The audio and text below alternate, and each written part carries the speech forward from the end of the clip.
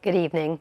People in the Selby and Ainsty constituency have been sharing their fears and hopes now they have a new MP.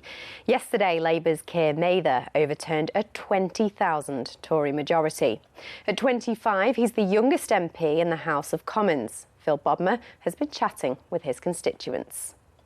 A constituency of contrasts, from urban to rural, industrial to agricultural. At the Pitwheel Memorial in Selby, no shortage of opinion from these former miners about the new MP's priorities. Simon, what do you want to see the new MP do? What's the pressing issue? An MP that's going to represent us in Westminster, take on our issues and fight our corner. And what are your issues briefly? Briefly, we've got an issue with the government currently taking a large amount of us pension, which makes ex-miners and widows struggle to live on what they're on. Brian, do you feel sometimes it feels as if the town has been left behind to a certain extent? Yes. Regenerate this place and go down there and just show some of them people down there who are totally in a world of their own that I'm here and I'm going to make a name for myself, but for Selby. A few miles away in leafy Bolton Percy, little surprise among Conservative voters about the loss of a once safe Tory seat. The local cafe was doing brisk business, but the cost of living and a sense of being ignored by Westminster a reoccurring theme. I expected the Conservatives to lose because of what's been going on over the past few years.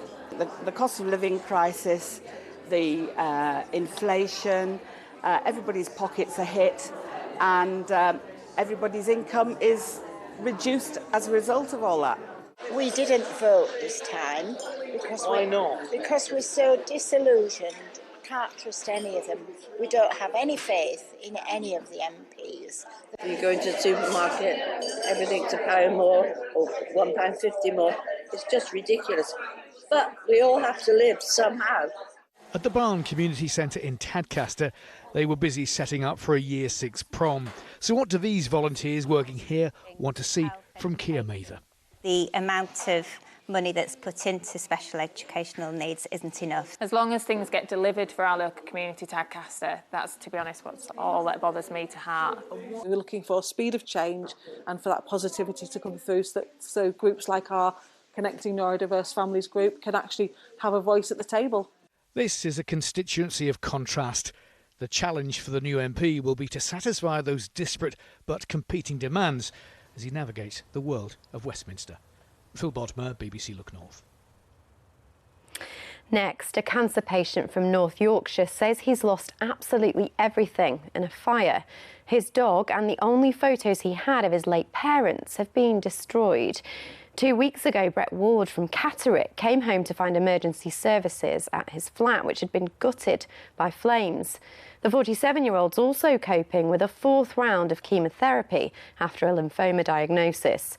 A friend's now set up a fundraising page to help. He's devastated to have lost his dog.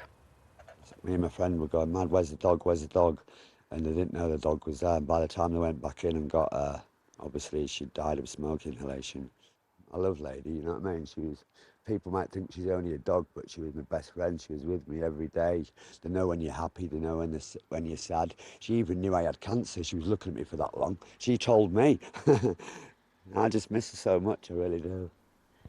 Just hopefully get a bit of money so that when I do get a new place, I can buy stuff for it, because as it stands now, I've got nothing. Now, before we get the weather forecast, let's take a very quick look at Hillsborough Park in Sheffield, where more than 100,000 people are expected to attend the Tramlines Festival today and tomorrow. You'd have to be a very determined music fan to be out in this weather, wouldn't you? Will all the rain continue all weekend? Here's Abby Dewhurst. Hello there. More heavy rain forecast overnight tonight, and for that the Met Office have issued a yellow rain warning. It comes in at midnight, and that's when I think our rain is likely to turn heavier and more persistent, but it will be a very mild night, albeit unsettled, with temperatures dropping no lower than about 13 or 14 degrees. So it's going to be a very messy picture as we start the day tomorrow. Heavy outbreaks of rain. It will continue during most of the day tomorrow, eventually starting to pull away and peter out a little as we head towards the end of the day, but it certainly looks to be a wet one. Highs of 17 degrees. Thanks, Abby. Amanda is back tomorrow at 6:50. Goodbye.